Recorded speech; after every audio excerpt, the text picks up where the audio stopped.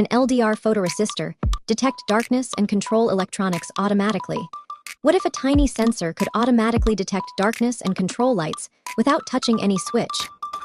Today, in day 21 of our Sensors Challenge, we're using an LDR photoresistor with Arduino UNO to control LED brightness based on surrounding light. We need an Arduino UNO, an LDR sensor, breadboard, jumper wires, and a USB power cable. Now let's look at the connections. Connect the positive terminal of the LED to digital pin 9 and the negative terminal to ground. Connect the VCC pin of the LDR module to 5 volts and GND to ground. Then connect the signal pin of the sensor to analog pin A0 of the Arduino UNO. The LDR sensor is connected to analog pin A0 and the LED to pin 9. Now comes the coding part.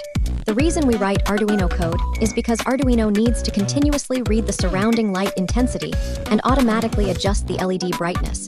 In the code, inside the setup function, the LED pin is configured as output and serial communication. Upload the code. Now test the project. When more darkness falls on the LDR sensor, the LED brightness changes automatically.